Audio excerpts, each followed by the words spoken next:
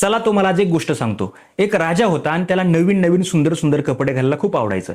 त्या राजाच्या राज्यामध्ये 2 टेलर येतात आणि ते राजाला म्हणतात की आम्ही अशा अद्भुत कपडे शिवतो, अशा अद्भुत कपडे शिवतो की ते फक्त हुशार, विद्वान आणि आपल्या पदाला लायक असणाऱ्या लोकांनाच दिसतात.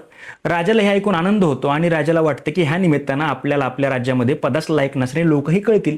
तर राजा त्यांना भरपूर पैसा, संपत्ती आणि रेशम देऊन म्हणतो की तुम्ही कपडे शिवा. काही काळानंतर राजा आपल्या मंत्र्यांना त्या टेलरकडे पाठवतो ते कपडे कसे शिवतात बघण्यासाठी.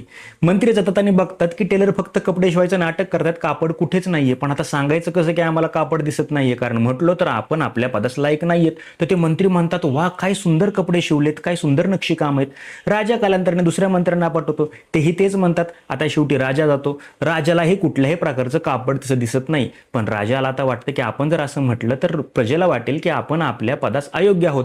तर राजा म्हणतो, इतके अद्भुत कपडे मी माझ्या आयुष्यात बघितलेले नाहीत. आता दुसऱ्या दिवशी राजाची मिरवणूक आहे.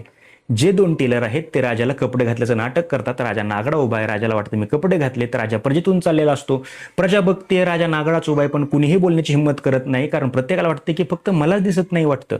राजा नागवा चाललेला आहे. हे सगळं चालत असताना सगळे लोक म्हणतात काय सुंदर कपडे आहेत, काय सुंदर कपडे आहेत. अशात एक लहान पोरगं बघते की राजा तर नागडा आहे तरी पण सगळे सुंदर म्हणतात. तर ते मूल अचानक म्हणतं की अरे राजा तर नागवा आहे, राजाने कपडेच नाहीत घातले. हे सगळे प्रजा ऐकते आणि प्रजा ऐकल्यानंतर हा जो मेसेज आहे तो प्रत्येक प्रजेमध्ये पसरायला लागतो. प्रत्येक जण म्हणायला लागतो, नाही नाही, राजा नागवाच आहे, राजा नागवाच आहे, राजा नागवाच आहे. आणि सगळी प्रजा राजाला नागवा म्हणायला लागते.